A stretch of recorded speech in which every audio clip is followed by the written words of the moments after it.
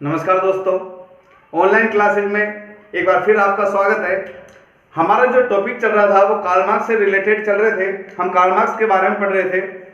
हमने Karl Marx की इतिहास की भौतिकवादी व्याख्या को पढ़ा इससे पहले, और आज जो हम पढ़ने वाले हैं वो है द्वंद्वात्मक भौतिकवाद।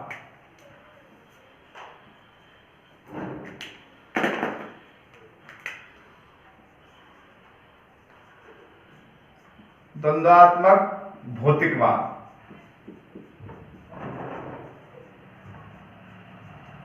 देखिए, आज जो हम पढ़ रहे हैं, आज हमारा जो टॉपिक है वो है द्वंद्वात्मक भौतिकवाद। अगर हम द्वंद्वात्मक शब्द का अंग्रेजी भाषा में अर्थ देखें तो इसका क्या मतलब निकलता है, जो अंग्रेजी के ये डायलेक्टिकल शब्द से बना है। क्या बना है? डायलेक्टिकल शब्द से।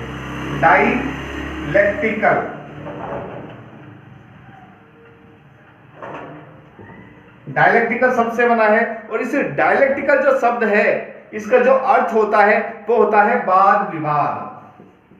वाद विवाद, इसका जो अर्थ होता है वो होता है वाद विवाद। तो द्वंद्वात्मक भौतिकवाद की हम बात कर रहे हैं, तो इसमें भौतिकवाद और द्वंद्वात्मक दो शब्दों से मिलकर ये बना है। एक तो द्वंद्वात्मक और एक भौतिकवाद। हम दोनों की आज बात करने वाले हैं। भौतिकवाद की तो हम पहले ही बात कर चुके हैं। इसमें आर्थिक तत्व इंपॉर्टेंट होता है। आर्थिक क्रियाओं को ज्यादा इंपॉर्टेंस दी जाती है भौतिकवाद में। और जो डायलेक्टिकल शब्द है उसका अर्थ होता है वाद और विवाद। तो प्रत्येक वस्तु को जीवित रहने के लिए संघर्ष करना पड़ता है, उसमें परिवर्तन होते रहते हैं। यही बात इसके माध्यम से ये कहते हैं। ये क्या कहते हैं? कार्ल मार्क्स कहता है कि इस विश्व के अंदर जितनी भी चीजें हैं, सबके अंदर संघर्ष होता रहता है। और प्रत्येक जीवित वस्तु को अगर जीवित रहना है तो उसे संघर्ष करना ही पड़ेगा। और उसमें कंटिन्यू क्या होते रहते हैं? परिवर्तन होते रहते हैं, हमेशा बदलाव होते रहते हैं, क्योंकि उसके अंदर दो अलग अलग तत्व पाए जाते हैं। किसी वस्तु के अंदर दो अलग अलग तत्व पाए जाते हैं और दोनों के मध्य संघर्ष होता रहता है। दोनों के मध्य क्या होता रहता है? संघर्ष होता रहता है। और इस संघर्ष के परिणाम स्वरूप एक नवीन चीज का निर्माण होता है, और इसे ही कहते हैं हम विकास। इसे हम विकास कहते हैं। और जो विकास है वो इसी पर आधारित है। तो द्वंद्वात्मक भौतिकवाद के अंदर क्या कहना चाह रहा है कार्ल मार्क्स? ये कहना चाह रहा है कि प्रत्येक वस्तु को अगर जीवित रहना है तो वो उसके लिए संघर्ष करती है, और उस संघर्ष के कारण उसमें जो परिवर्तन होते रहते हैं। और उसने ये जो पद्धति ली है, जो द्वंद्वात्मक शब्द लिया है, वो लिया है हीगल से। द्वंद्वात्मक उसने किससे लिया है? हीगल से लिया है। हीगल से द्वंद्वात्मक लिया है उसने। और भौतिकवाद जो बात की है, अगर भौतिकवाद की अगर हम बात करें तो ये फायरबाख से लिया है। किससे? फायरबाख। ये शब्द फायरबाख से लिया है इन्होंने। और जो द्वंद्वात्मक शब्द है वो हीगल से लिया है। तो यहां पर भौतिक द्वंद्ववाद का जो सिद्धांत है उसके अनुसार ही विकास होता है। एक तरीके से ये विकासवाद का सिद्धांत है। भौतिकवाद का जो सिद्धांत है द्वंद्वात्मक भौतिकवाद का, इसको ही विकास का आधार मानते हैं। इससे ही भौतिक जगत का विकास होता है, ये कहना चाह रहा है कार्ल मार्क्स। कार्ल मार्क्स क्या कहना चाह रहा है कि द्वंद्वात्मक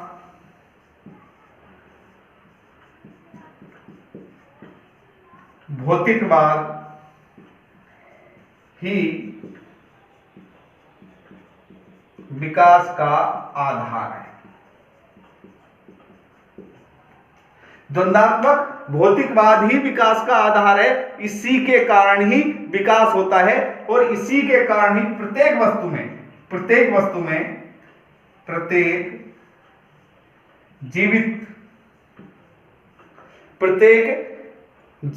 जीवित चीजों में या पदार्थों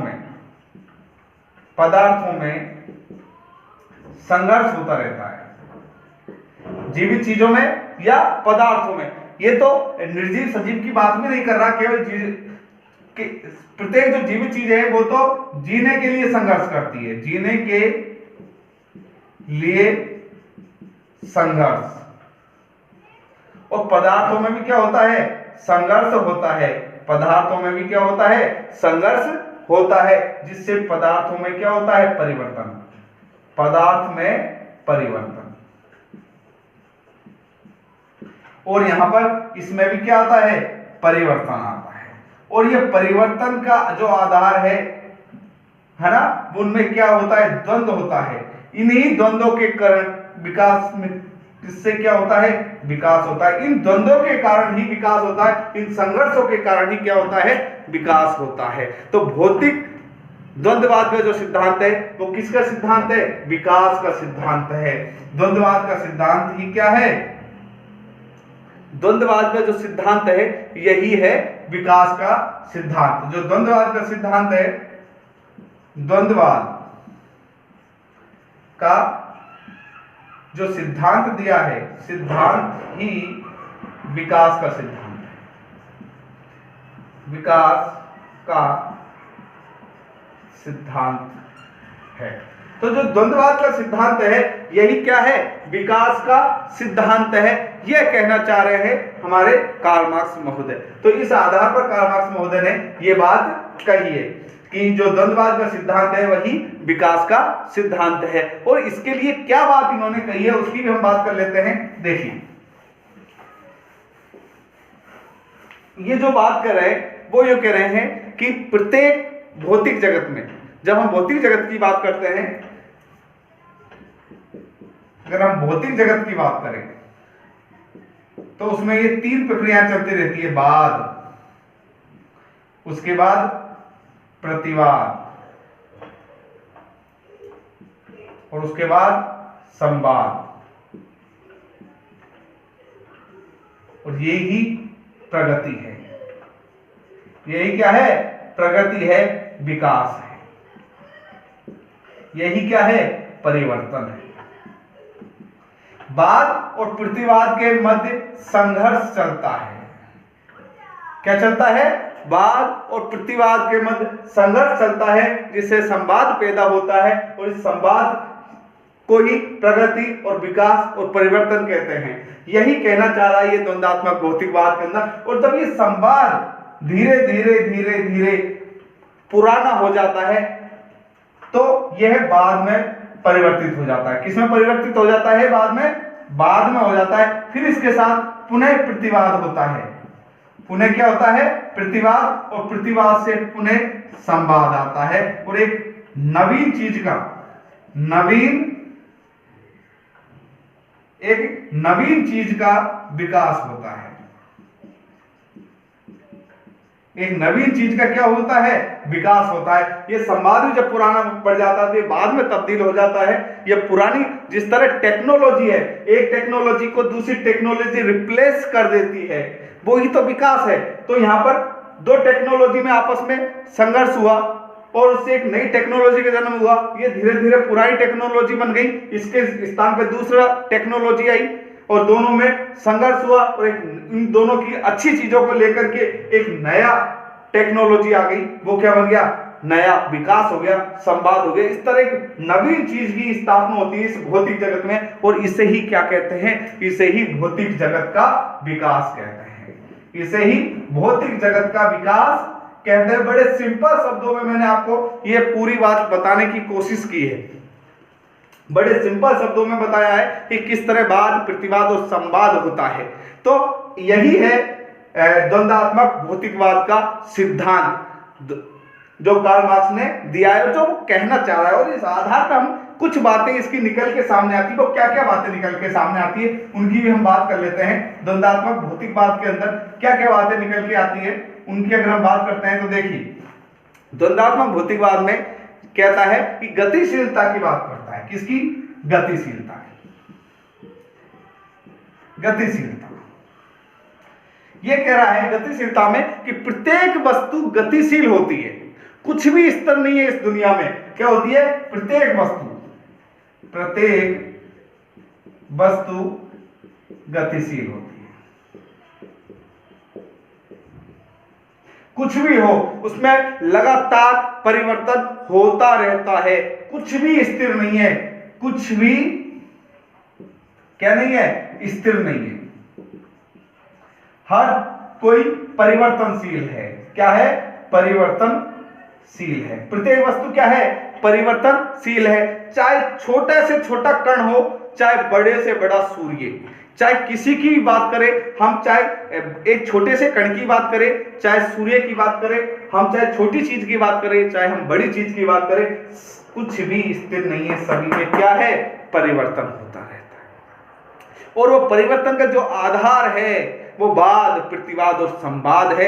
और वो आधार बनता है दो चीजों में, दो विरोधी चीजों में आपसी संघर्ष है। उस संघर्ष के परिणाम स्वरूप एक नवीन चीज का उदय होता है जो परिवर्तन के रूप में हमको दिखाई देती है। तो प्रत्येक वस्तु परिवर्तनशील है, प्रत्येक चीज परिवर्तनशील है। ये बात कहते हैं। परिवर्तन तो होता ही होता है। तो पहली तो बात तो गतिशीलता, प्रत्येक वस्तु क्या होती है? गतिशील होती है। चाहे कण की बात करें, सूर्य की बात करें। और गतिशीलता के बाद क्या आता है? परिवर्तन आता है। गतिशीलता के बाद क्या होता है? उत्पन्न परिवर्तन। अगर प्रत्येक वस्तु गतिशील है, कुछ भी स्थिर नहीं है, तो उससे क्या होगा? परिवर्तन होगा। तो दूसरा पॉइंट क्या हो गया? परिवर्तन निकल के आता है। और वो क्या कहते हैं कि परिवर्तन प्रत्येक वस्तु में जो विकास की प्रकृति के कुछ नियम होते हैं और उन नियमों के आधार पर प्रत्येक वस्तु में परिवर्तन होते ही रहते हैं। जो वाद, प्रतिवाद और संवाद के रूप में परिवर्तन होते हैं, हमने देखा, अभी बात की थी। तो पहली बात है यही गतिशीलता, दूसरी परिवर्तन की हमने बात की, तीसरी अगर हम बात करते हैं वो है मौलिक विभेद। मौलिक विभेद की बात कर सकते हैं। देखिए, मौलिक विभेद में अगर हम बात करें तो प्रत्येक वस्तु में मौलिक विभेद पाया जाता है, अंतर पाया जाता है। और उन विभेदों में परस्पर क्या चलता है? संघर्ष चलता है। तो प्रत्येक वस्तु के अंदर क्या पाया जाता है? प्रत्येक पदार्थ के अंदर, हम पदार्थ कर सकते हैं, वस्तु कर सकते हैं, और वस्तु के अंदर क्या पाया जाता है? अंतर पाया जाता है, विभेद पाया जाता है। इस विभेद के कारण क्या चलता है? संघर्ष चलता है। और संघर्ष के कारण ही परिवर्तन होता है। संघर्ष के कारण ही क्या होता है? परिवर्तन होता है। तो मौलिक विभेद, कुछ मौलिक अंतर पाए जाते हैं प्रत्येक वस्तु में। सब में अलग अलग तरीके का मौलिक उनकी कह सकते हैं हम कंस्ट्रक्शन होता है, उनके मौलिक स्ट्रक्चर होता है, उसमें मौलिक विभेद पाए जाते हैं सभी के अंदर। और प्रत्येक वस्तु में जो अंतर होता है उसके कारण ही संघर्ष होता है। उसके कारण क्या होता है? संघर्ष होता है। और ये संघर्ष परस्पर चलता रहता है। इसके अलावा और जो संघर्ष हमेशा चलता है वो समान तत्वों में नहीं चलता, विरोधी तत्वों में चलता है। किसमें? विरोधी तत्वों में। हमेशा संघर्ष किसमें चलेगा? विरोधी तत्वों में चलेगा।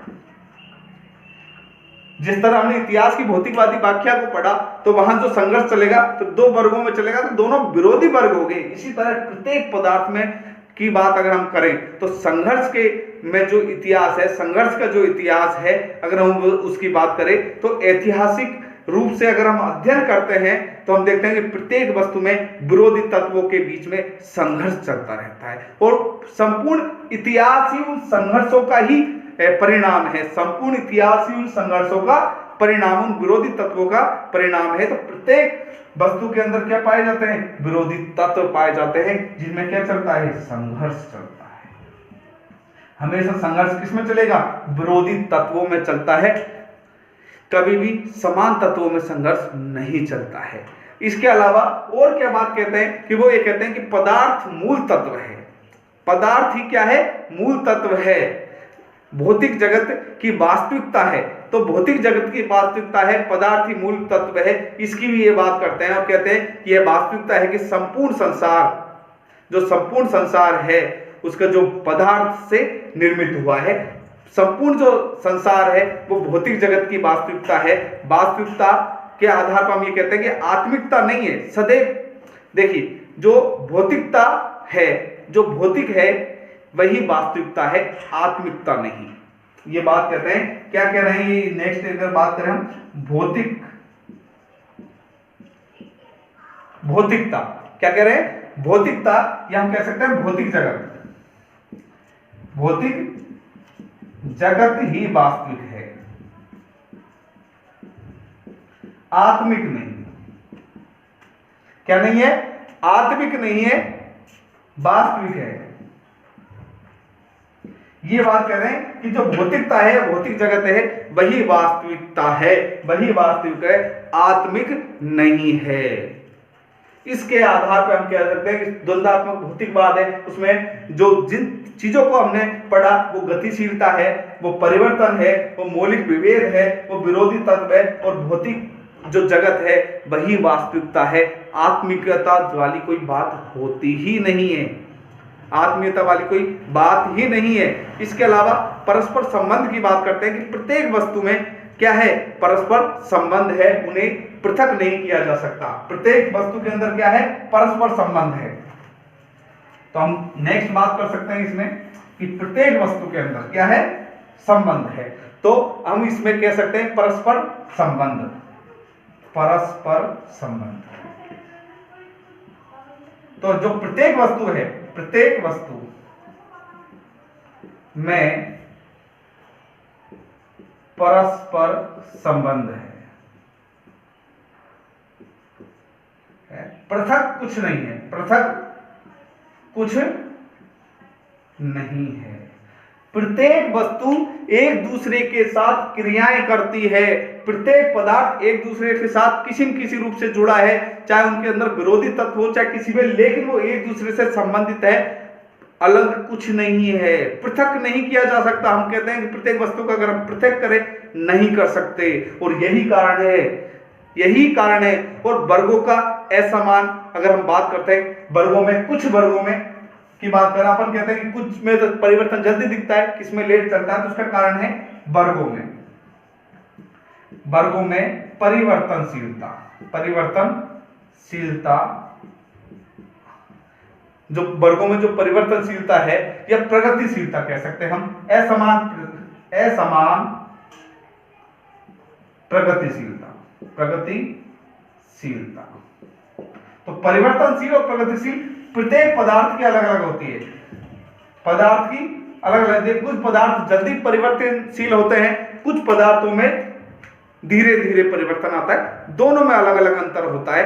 असमान वर्ग, कुछ परिवर्तन, कुछ वर्गों में जल्दी परिवर्तन होते हैं, कुछ में धीरे धीरे होते हैं। प्रत्येक पदार्थ की उसकी मौलिक जो है तत्व है, उसके आधार पर हम कह सकते हैं, उनको आधार बना सकते हैं कि जो प्रत्येक पदार्थ है उसमें जो परिवर्तन है उसकी मात्रा अलग अलग होती है, उसका समय सीमा अलग अलग होती है, किसी में जल्दी परिवर्तन होते हैं तो किसमें लेट परिवर्तन होते हैं। और क्रांतियां, इसके आधार पर वो कहते हैं जो क्रांतियां हैं, क्रांतियां है ये छलांग मारकर परिवर्तन लाती है, परिवर्तन लाती है। यह परिवर्तन कैसे लाती है, क्रांतियां छलांग मार के परिवर्तन लेके आती है। क्रांतियां धीरे धीरे परिवर्तन नहीं लाती, छलांग मारती है, अचानक आए परिवर्तन को, और ये पूरा आमूल चूल परिवर्तन करती है। क्रांति का मतलब है आमूल चूल परिवर्तन। जिस तरह इन्होंने इतिहास की भौतिकवादी व्याख्या का जब सिद्धांत दिया तो इन्होंने सीधा सीधा कहा कि जो क्रांतियां हैं उन्होंने सीधा सीधा पूंजीपति वर्ग को समाप्त कर दिया, और एक जो मजदूर वर्गों की तानाशाही स्थापित हो गई। तो पूरा पूरा आमूलचूल परिवर्तन लेके आया ना, संघर्ष हुआ पूंजीपति वर्ग में और मजदूर वर्ग में, उस संघर्ष के परिणाम स्वरूप क्रांति हुई, और क्रांति के परिणाम स्वरूप एक आमूलचूल परिवर्तन हुआ। तो एक छलांग मार के पूरी पूरी व्यवस्था ही बदल दी। तो इस बात को भी ये कहते हैं। और इनके सबके पीछे क्या है, भौतिक तत्व है, सबके पीछे क्या है, भौतिक तत्व है और द्वंद्वात्मकता है। तो यहाँ पर ये यही बात कहना चाह रहे, हीगल और फायरबाख से भी इन्होंने इन चीजों को ग्रहण किया है कि वाद प्रतिवाद दोनों में संघर्ष के परिणाम स्वरूप एक नवीन व्यवस्था आती है, नवीन व्यवस्था आती है, वो आती है संवाद। एक नवीन व्यवस्था क्या आती है, संवाद आती है, एक नया आमूलचूल परिवर्तन आता है। कहीं पर धीरे धीरे आता है, कहीं पर क्रांतियों की वजह से बड़ी तेजी से आता है। ये अलग अलग वर्गों में अलग अलग तरीके से होता है, और और उसका सबसे बड़ा कारण है गतिशीलता। प्रत्येक वस्तु गतिशील होती है, कुछ भी स्थिर नहीं है, कुछ भी एक जैसा नहीं रहता, सब परिवर्तनशील है, सबके अंदर मौलिक विभेद पाए जाते हैं, प्रत्येक पदार्थ के अंदर मौलिक अंतर होता है, उन विभेदों में परस्पर संघर्ष चलता है, और संघर्ष के कारण ही एक परिवर्तन आता है। और ये संघर्ष जो होता है उसका कारण है विरोधी तत्व, क्योंकि संघर्ष है वो विरोधी तत्वों में होता रहेगा। अगर हम पूरे ऐतिहासिक व्यवस्था को देखें, हम पूरे इतिहास की अगर देखें, तो संघर्ष ही इतिहास की आधारशिला रहा है, संघर्ष ही इतिहास को बनाया है। और हम देखते हैं पूरी ऐतिहासिक अगर हम अध्ययन करेंगे तो प्रत्येक वस्तु के कुछ विरोधी तत्वों से, प्रत्येक वर्ग का कुछ विरोधी तत्वों से संघर्ष चलता रहता है, एक नवीन व्यवस्था का जन्म होता है। यही कहना चाह रहा है द्वंद्वात्मक भौतिकवाद के फलस्वरूप। तो आज के लिए सिर्फ इतना ही, कल हम फिर मिलेंगे, इसी को कंटिन्यू करेंगे कि और आगे इसकी क्या विशेषताएं बताता है वो, क्या इसमें कमियां हैं, उनकी चर्चा करेंगे। तब तक के लिए धन्यवाद। जय हिंद।